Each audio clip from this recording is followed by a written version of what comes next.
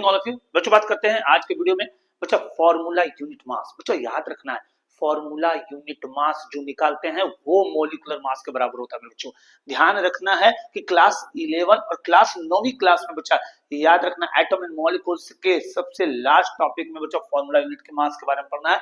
और formula unit mass बड़ा आसान तरीका है मेरे बच्चा। मान लेते हैं कि अगर फॉर्मूला यूनिट मास अगर दे दिया जाए हमें CH4 का निकालने की, तो बच्चा ध्यान रखना है CH4 का फॉर्मूला यूनिट मास निकालना है तो बड़ा आसान है। जो भी आप एटॉमिक नंबर याद करेंगे मेरे बच्चा उसका डबल कर देना है। जैसे कार्बन का 6 है तो डबल करेंगे तो 12 बच्चा याद रखना है। जैसे ऑक्सीजन का 8 है तो डबल कर देंगे 16। तो बच्चा उसी तरह कार्बन का मेरे बच्चा ध्यान रखना है 6 होता है तो डबल कर दिए तो 12।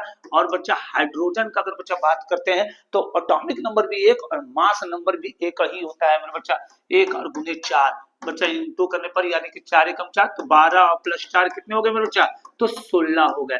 तो बच्चा याद रखना है फॉर्मूला यूनिट मास कितने हो गए, तो भैया 16 यूनिफाइड के बराबर हो गया। उसी तरह मेरे बच्चा ध्यान रखना है अगर CaCO3 की बात करें फॉर्मूला यूनिट मास तो बच्चा कैल्शियम का एटॉमिक नंबर 20 डबल करेंगे 40, कार्बन का 6 डबल करेंगे 12 और ऑक्सीजन के 8 और डबल करेंगे 16 और 16 से 3 का इंटू करेंगे मेरे बच्चा तो 48 और टोटल मल्टीपल और ऐड करने के बाद कितने आते हैं तो 100 यूनिफाइड या ग्राम। जिस समय पूछा जाएगा मेरे बच्चे उसका आपको जवाब देना है और आपको मेरे बच्चे कमेंट बॉक्स में जवाब देना है CaOH का होल 2 किस तरह बनाना है।